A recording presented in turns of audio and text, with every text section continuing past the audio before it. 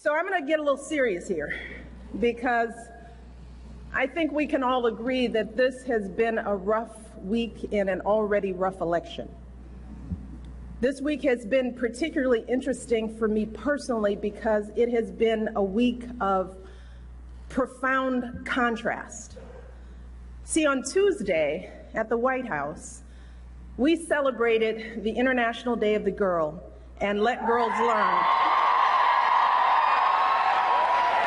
And it was a wonderful celebration. It was the last event that I'm going to be doing as First Lady for Let Girls Learn. And I had the pleasure of spending hours talking to some of the most amazing young women you will ever meet, young girls here in the U.S. and all around the world. And we talked about their hopes and their dreams. We talked about their aspirations.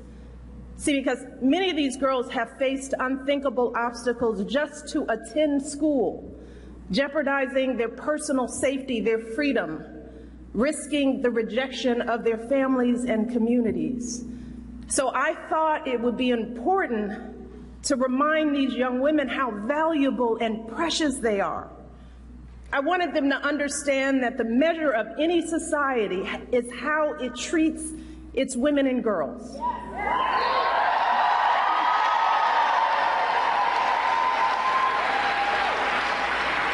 And I told them that they deserve to be treated with dignity and respect. And I told them that they should disregard anyone who demeans or devalues them, and that they should make their voices heard in the world. And I walked away feeling so inspired, just like I'm inspired by all the young people here.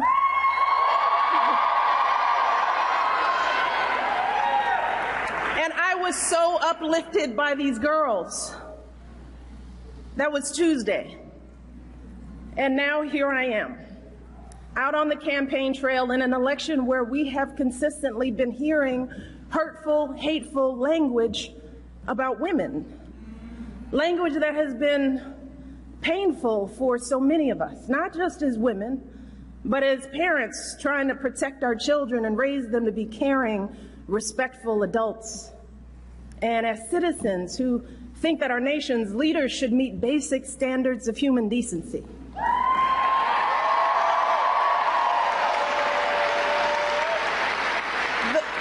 The fact is that in this election, we have a candidate for president of the United States who over the course of his lifetime, in the course of this campaign, has said things about women that are so shocking, so demeaning, that I simply will not repeat anything here today.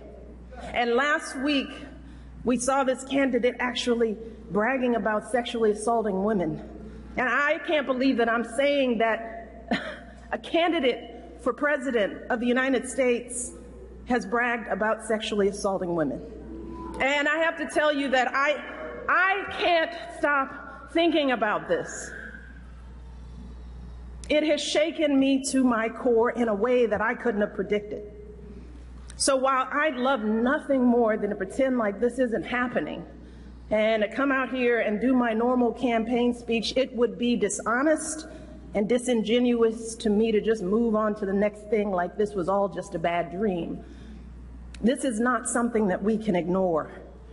It's not something we can just sweep under the rug as just another disturbing footnote in a sad election season. Because this was not just a lewd conversation. This wasn't just locker room banter. This was a powerful individual speaking freely and openly about sexually predatory behavior and actually bragging about kissing and groping women, using language so obscene that many of us were worried about our children hearing it when we turn on the TV. And to make matters worse, it now seems very clear that this isn't an isolated incident. It's one of countless examples of how he has treated women his whole life. And I have to tell you that I listen to all of this, and I feel it so personally. And I'm sure that many of you do too, particularly the women. The shameful comments about our bodies, the disrespect of our ambitions and intellect, the belief that You can do anything you want to a woman? It is cruel. It's frightening.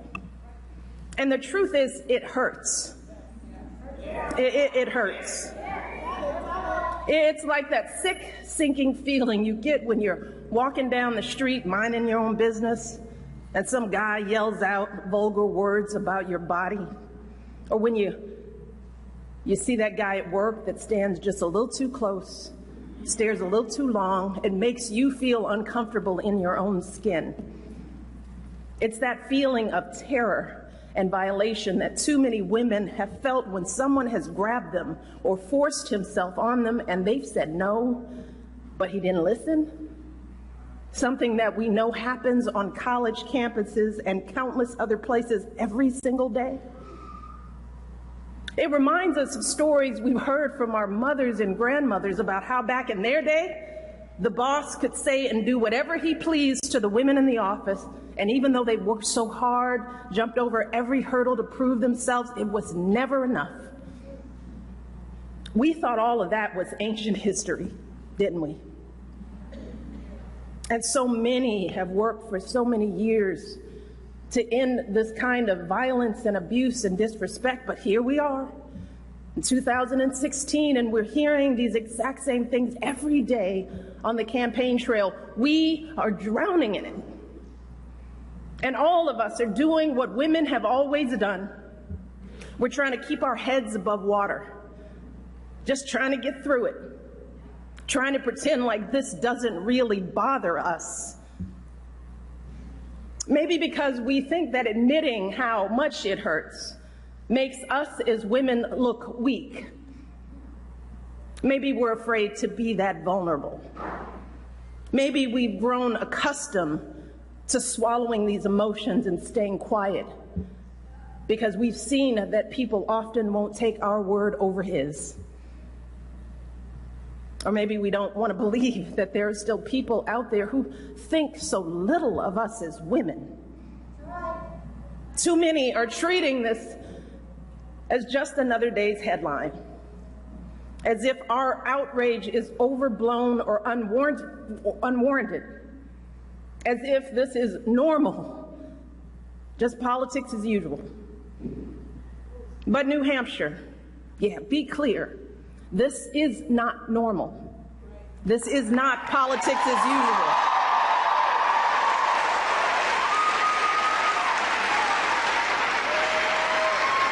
This is disgraceful. It is intolerable. And it doesn't matter what party you belong to, Democrat, Republican, Independent, no woman deserves to be treated this way. None of us deserves this kind of abuse.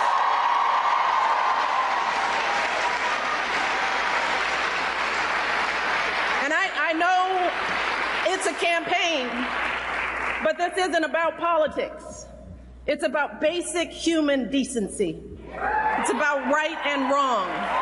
And we simply cannot endure this or expose our children to this any longer, not for another minute, and let alone for 4 years. Now is the time for all of us to stand up and say, enough is enough. This has got to stop right now. Because consider this.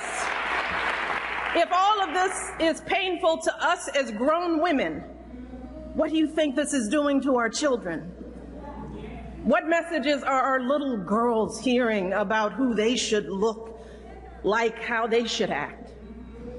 What lessons are they learning about their value as professionals, as human beings, about their dreams and aspirations?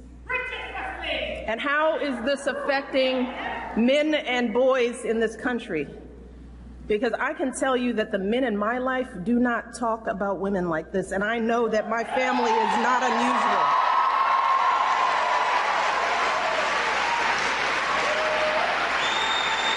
And to dismiss this as everyday locker room talk is an insult to decent men everywhere.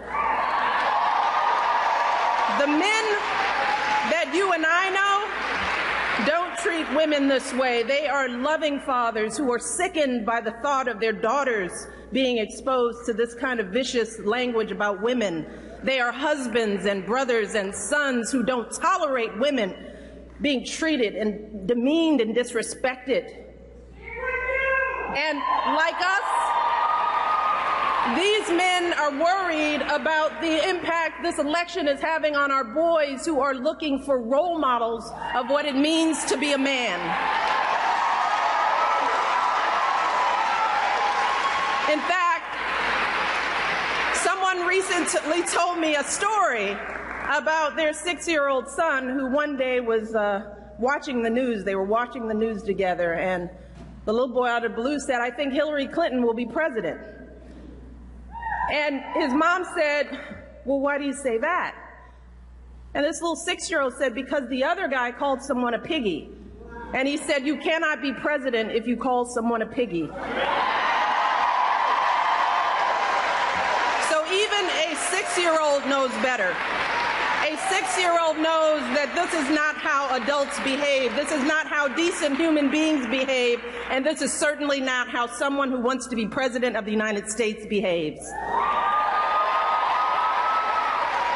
Because let's be very clear, strong men, men who are truly role models, don't need to put down women to make themselves feel powerful.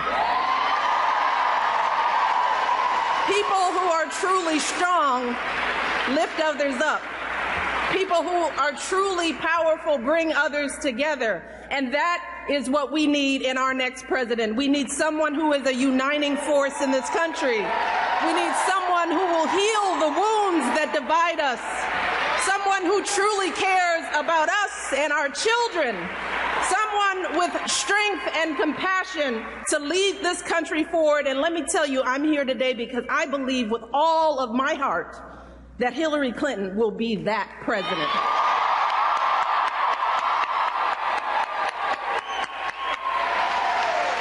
See, we know that Hillary's the right person for the job because we've seen her character and commitment, not just in this campaign, but over the course of her entire life. The fact is that Hillary embodies so many of the values that we try so hard to teach our young people. We tell our young people, work hard in school, get a good education.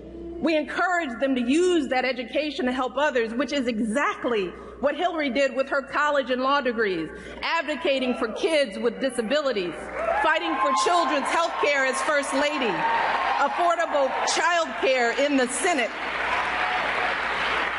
We teach our kids the value of being a team player, which is what Hillary exemplified when she lost the 2008 election and actually agreed to work for her opponent as our Secretary of State, earning sky-high approval ratings, serving her country once again. We also teach our kids that you don't take shortcuts in life, and you strive for meaningful success in whatever job you do. Well, Hillary has been a lawyer, a law professor, First Lady of Arkansas, First Lady of the United States, a U.S. Senator, Secretary of State, and she has been successful in every role, gaining more experience and exposure to the presidency than any candidate in our lifetime. More than Barack, more than Bill, and yes, she happens to be a woman.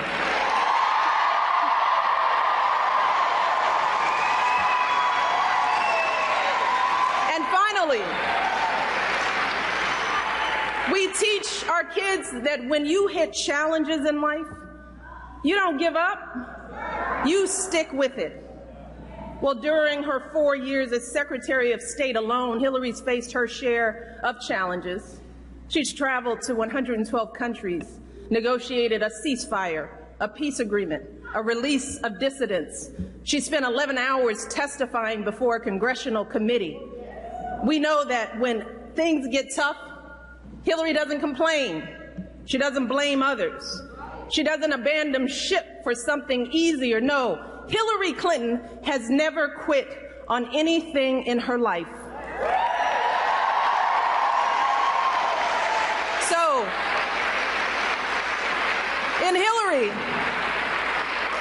a candidate who has dedicated her life to public service, someone who has waited her turn and helped out while waiting.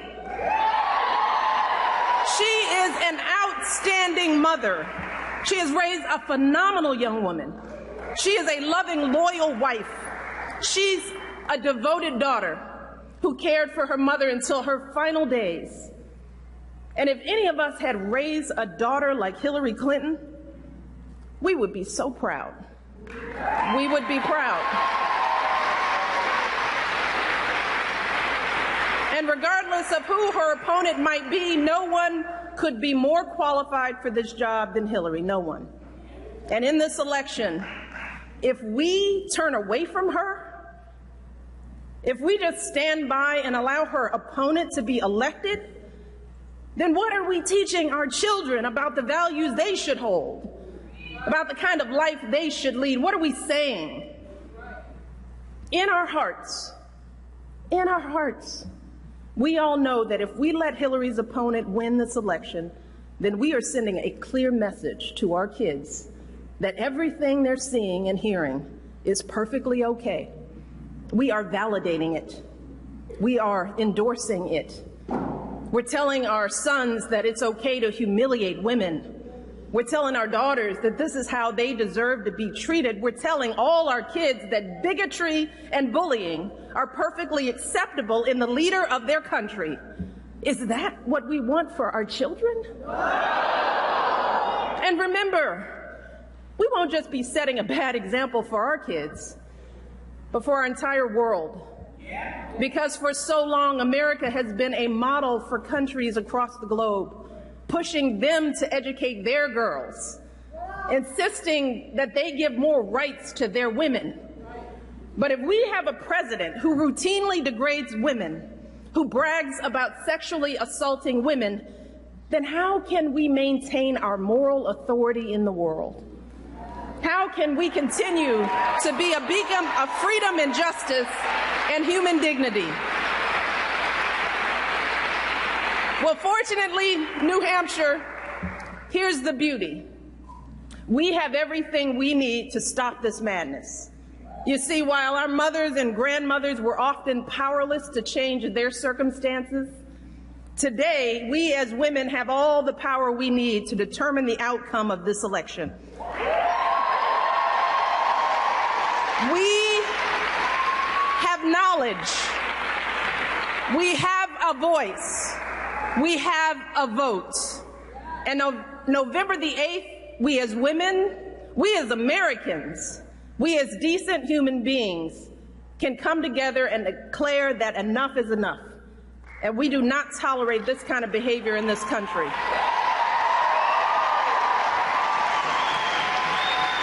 Remember this.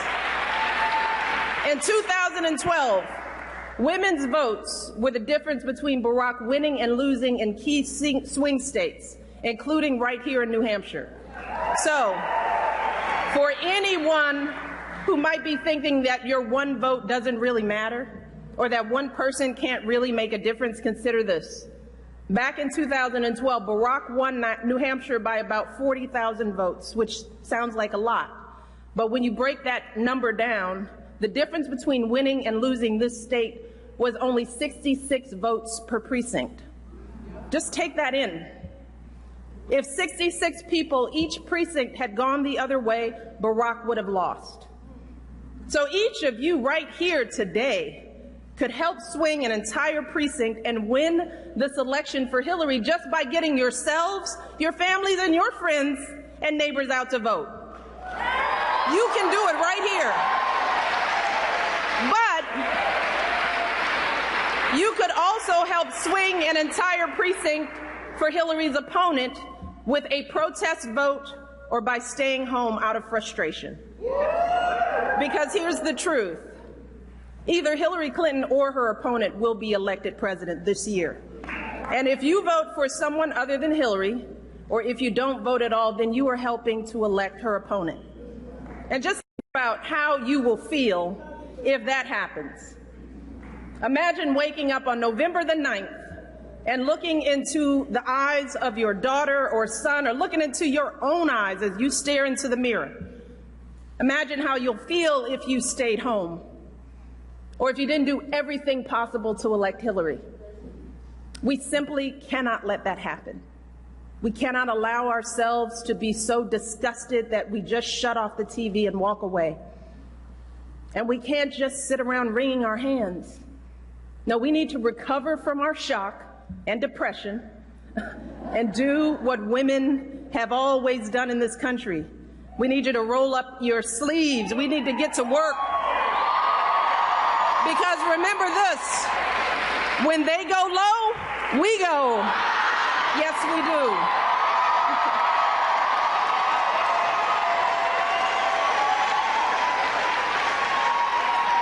And voting ourselves is a great start, but we also have to step up and start organizing. So we need you to make calls and knock on doors and get folks to the polls on Election Day and sign up to volunteer with one of the Hillary campaign folks who are here today just waiting for you to step up. And young people and not so young people, get on social media. Share your own story of why this election matters, why it should matter for all people of conscience in this country. There is so much at stake in this election.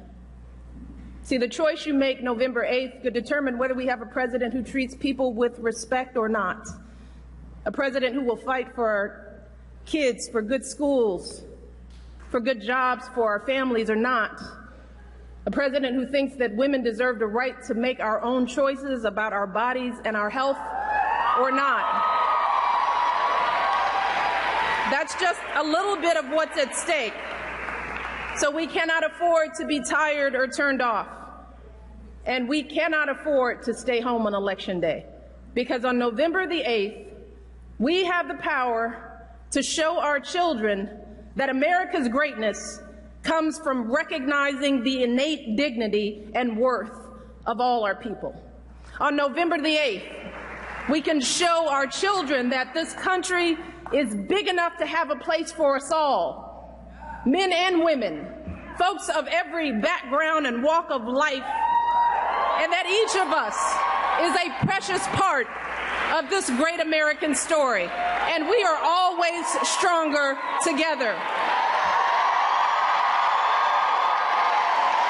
On November 8th, we can show our children that here in America, we reject hatred and fear. And in difficult times, we don't discard our highest ideals. No, we rise up to meet them. We rise up to perfect our union.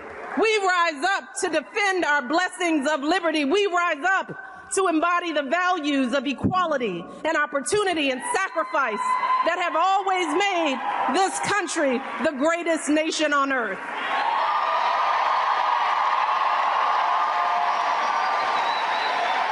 That is who we are. And don't ever let anyone tell you differently.